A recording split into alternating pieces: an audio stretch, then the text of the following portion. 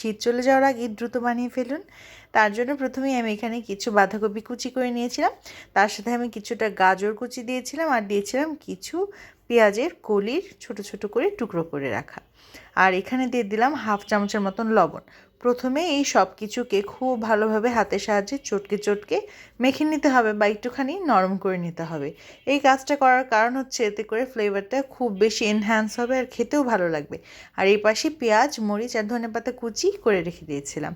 এই পর্যায়ে দিয়ে দিলাম 1 চামচ পরিমাণ আদা রসুন বাটা। আদা রসুন বাটাটা দেওয়া হয়ে গেলে আবার খুব ভালোভাবে মিশিয়ে নিতে হবে। তার আগে আমি এখানে দিয়ে দিচ্ছি কুচি করে রাখা পেঁয়াজ আর মরিচ। ধনেপাতাটা আমি পরবর্তীতে ইউজ করব। আপনাদের কার কার এই মজার খাবারগুলো খেতে ভালো লাগে অবশ্যই জানাবেন। এখানে আমি 3 ভাগের 1 ভাগ বাঁধাকপির সাথে একটা ছোটো সাইজের গাজর কুচি করে কেটে নিয়েছিলাম আর পেঁয়াজের কলি নিয়েছিলাম 2টি। এইবার এখানে দিয়ে দিলাম আর হাফ চামচের মতন লবণ। লবণটা আপনারা আন্দাজ করে দিবেন। এখানে 3টি পেঁয়াজ ইউজ করছি।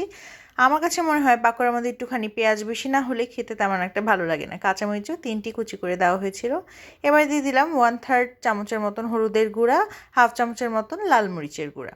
এইবারে দিয়ে দিতে হবে একটুখানি কর্নফ্লাওয়ার। এখানে আমি 2 টেবিল চামচ পরিমাণ কর্নফ্লাওয়ার অ্যাড করে দিলাম আর দিয়ে দিলাম 2 টেবিল চামচ পরিমাণ ময়দা। এবারে সব কিছুকে প্রথমে ভালোভাবে মিশিয়ে নিতে হবে। পাকোড়া সন্ধ্যার নাস্তায় যদি বানান তাহলে কিন্তু খেতে বেশ ভালো লাগে। আর যেহেতু শীতের দিন ঠান্ডা ঠান্ডা, তাই জন্য চায়ের সাথে একটু চা হিসাবে এই ধরনের পাকোড়াগুলো খেতে বেশ মজা লাগে।